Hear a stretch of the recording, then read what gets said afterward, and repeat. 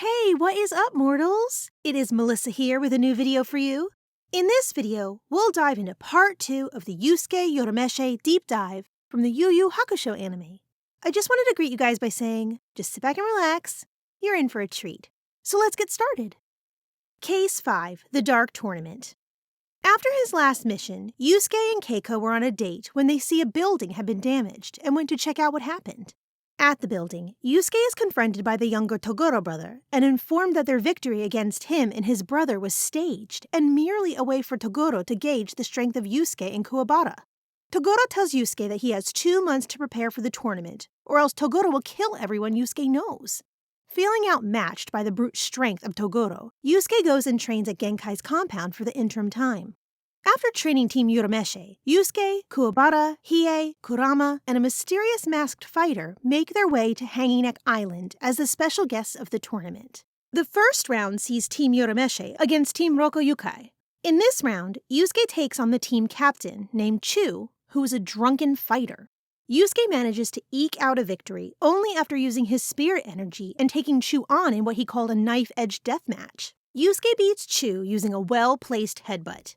The next round of the tournament sees Team Urameshi going against the mysterious Team Ichigaki. Team Ichigaki is led by the demon, Dr. Ichigaki, and his human subjects. Due to some unforeseen circumstances, Team Urameshi is short Hiei and Kurama, and the opposing team was also short 2 opponents. With the handicap on both sides, Yusuke and Dr. Ichigaki both agree to a free-for-all match with Yusuke, Kuwabara, and the Masked Fighter versus M1, M2, and M3. During the match, Yusuke is unable to use his spirit gun ability due to having spent all his energy against Chu. During the fight, M1, M2, and M3 work in tandem attack pattern that throws Team Urameshi onto a highly defensive position. Yusuke is unable to see the attacks made by M2 and M3, and without his spirit gun, all he had left was his physical abilities. Throughout the fight, the masked fighter was watching Yusuke and observing him as his spirit awareness was growing. The match continues much the same until their spirit awareness matured fully, allowing Yusuke and Kuwabara to fully see the attacks of Team Ichigaki. Kuwabara was opposed to killing the team, as he had seen they were all humans who were forced into service of the evil doctor when he said he could save their master. Once able to see the abilities, Yusuke quickly changed to be on the offensive, but due to Kuwabara's begging, he would not kill them. So the masked fighter unleashes the spirit wave against Team Ichigaki and freed them from the thrall of Dr. Ichigaki.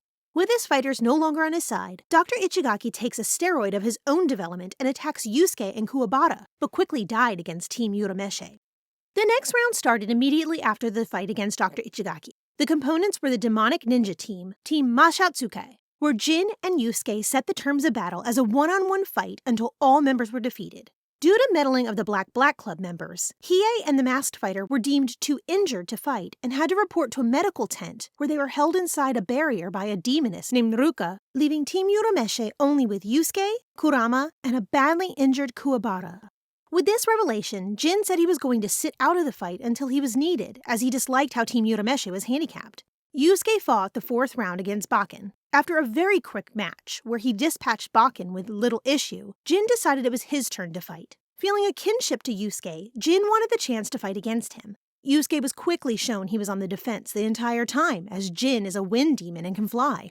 Yusuke keeps attacking in a variety of ways, trying to catch Jin off guard. One of his gambles that paid off the most was firing a spirit gun straight into Jin's whirlwind fist attack, causing a massive explosion that could have blown up both if Jin hadn't deflected it at the last moment. Seeing as how he could never throw Jin off step, Yusuke gets desperate and unleashes his version of the spirit wave against Jin. His version, while powerful enough to put a stop to Jin, was an incomplete version that Yusuke wasn't even sure he could pull off, as he never tried it before. Jin was thrown from the ring, and Koto did the 10 count, declaring Yusuke the winner. However, due to more interference from the Black Club, the match was determined to be a double ring-out. Team Urameshi ends up winning the fight against Team Mashatsukai, advancing them to the semifinals. Before the semifinal battle started, Team Urameshi went to watch the remaining teams. During a team meeting, Yusuke was antagonized by Team Yoritoge. After they left, Yusuke and the masked fighter got into a disagreement and went outside to settle it. When they get a distance away, it is revealed to Yusuke that Genkai was the masked fighter, and it was time for Yusuke to finish his training. For Yusuke to finish his training, she told him he had to be prepared to kill her. Yusuke could not think of killing Genkai, as she was one of the people he was closest to in the world. When he got to the cave to let her know that he could not kill her, Genkai informed him he passed the first test, and she could impart the final test to him. He had to take in her spirit wave orb, and with the orb came her power that would be added to his own. The test was a grueling ordeal that Genkai was not sure she did the correct thing by allowing Yusuke to take it on so young. While he was being tested, it felt as though every part of his body was being pulled apart. His test only revealed after he had taken the orb into himself. His test was to fully absorb the orb and its immense power without it killing him.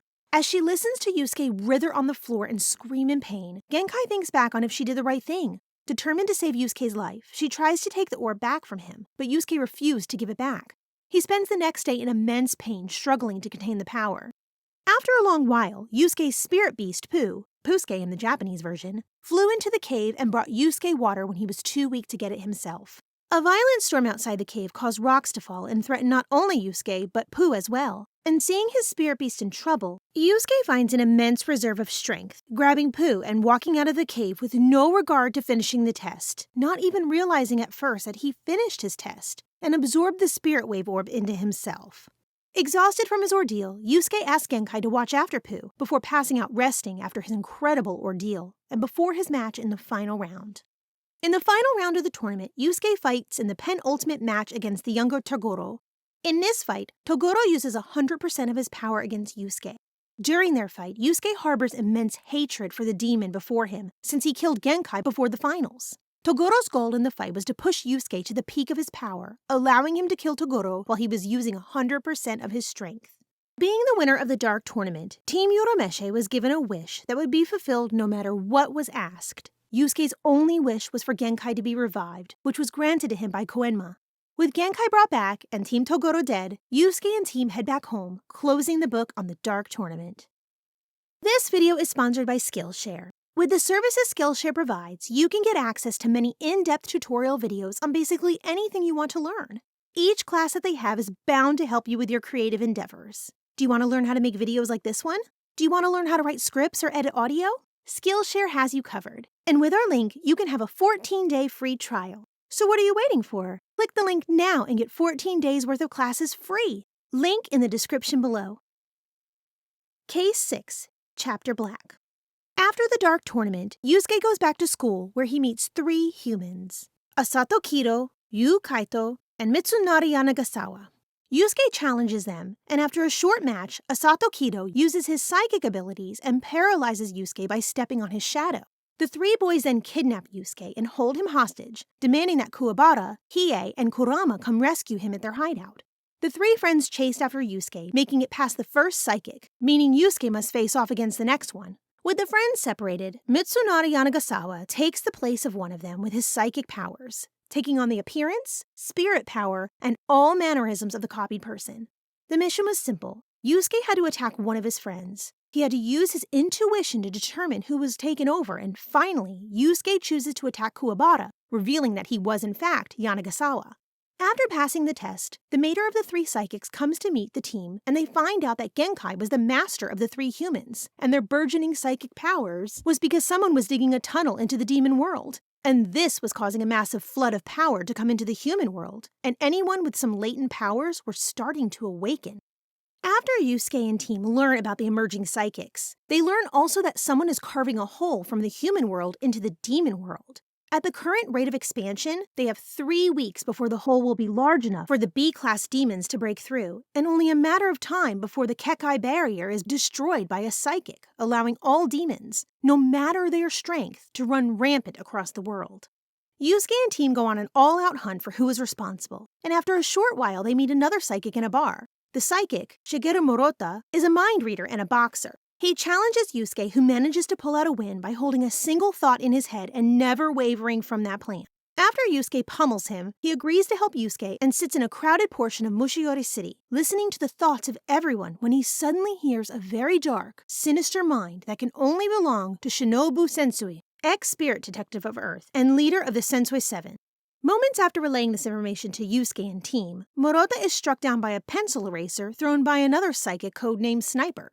After being hit, the team heads to the hospital with Murata, where they encounter the territory of another psychic known as the Doctor. Dr. Kamiya is the ruthless psychic and the first of the Sensui 7 to engage Yusuke and his allies. Doctor holds the entire hospital hostage with a deadly virus he created with his psychic powers. He claims to have an antidote, but Murota informs Yusuke that the vials only contain glucose and nothing more. Doctor's main goal was to kill, and to show Yusuke that killing is like a drug unto itself. The more you do it, the more you crave it. When backed against a corner with Yusuke, he asked the spirit detective to kill him. All this to show Yusuke how alike they truly were. Yusuke refused to kill Doctor, and instead knocked him unconscious. Kuwabara encounters another of the Sensui Seven, known as the Seaman, who attempts to kidnap Kuwabara inside of a water giant he controls. Kuwabara uses his dimensional sword to cut out of the giant, saving himself and his friends. In the same stroke, he dealt a terrible wound to Seaman. After the team heals Seaman, he informs them where Sensui and the rest of the psychics were hiding out. After telling the team of Sensui's plan, Sniper and Sensui launch an attack on them inside the apartment. When they are all driven outside, Sensui kidnaps Kuwabara and rushes toward his hideout. Yusuke follows quickly, and outside the lair, Sniper makes himself known again and attacks Yusuke. Sniper has Yusuke on the ropes, with each of his attacks hitting home no matter how much Yusuke hides.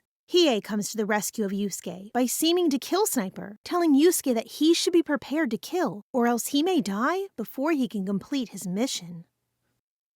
Thank you all for indulging yourselves in all this information thus far. I hope you enjoyed it. Now there are a few more things that I'd like to go over before the video ends. Firstly, if you're in the mood for some great storytelling, We the Celestials has got you covered.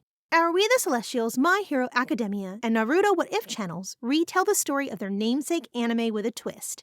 Check it out if you're interested. Secondly, on behalf of We the Celestials, I'd like to thank everyone involved in the production of today's awesome content. Their details can be found in the description below. Lastly, if you're interested in what we do here at We the Celestials, then I'd like to extend you an invitation to join the team. The only caveat being that we only accept members from 16 years and up to join our crew. You can sign up for whichever category fulfills your interests by joining the recruitment Discord using the link in the description below. We're always looking for members to join us. Well, that's it from us for today's video, so thank you all for watching, and have a great day.